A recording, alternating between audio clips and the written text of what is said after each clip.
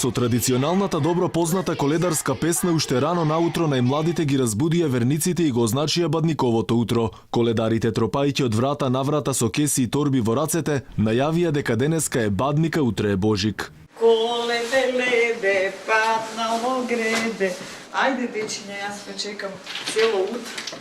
Студот и минусната температура не ги спречи најмладите уште од 7 часот утрово, секој каде што живее да прошета наоколу и да добија дарови од домаќинките. И тоа јаболка, портокали, ореви, костени, па и по некоја паричка. Уште ја станав и не можев да спиам. Возбудени за празникот? Да, многу. Со бајле станавме во 7 и се чекавме тука во Млечен.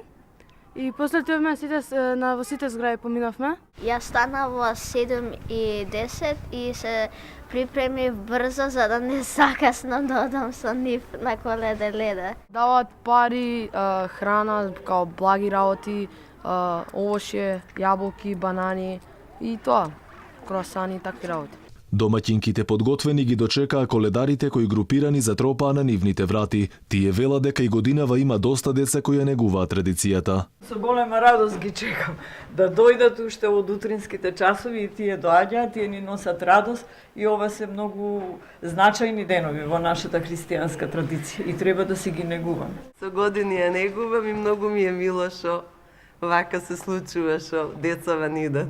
Често доаѓаат, така? Доаѓаат, да, доаѓаат. За многу години нека е. Но како и секоја година, така и во 2019-та имаше и такви семејства кои уште од вечерта го затвориле својот дом.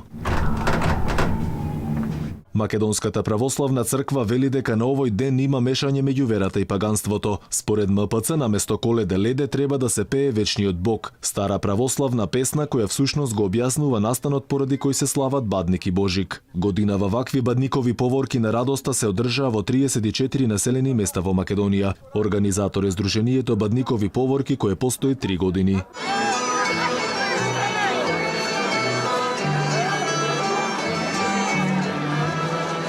Традицијата на организирање бадникови поворки е возобновена во 2011-та, најпрво во Битола и Охрид, за потоа постепено да се прошири во останатите градови и населени места во земјава. Сакам да ми се падне паричката. Пакетчине и парички. Да ми се падне паричка. И председателското семејство ја негува традицијата. Тие ги пречекаа децата од Центарот за едукација на македонски фолклор, кој токму со вечниот Бог го најавија Христовото раѓање.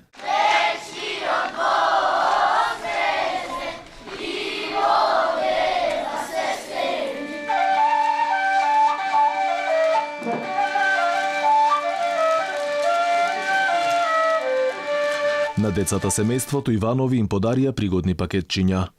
Нова година, среќен Божик.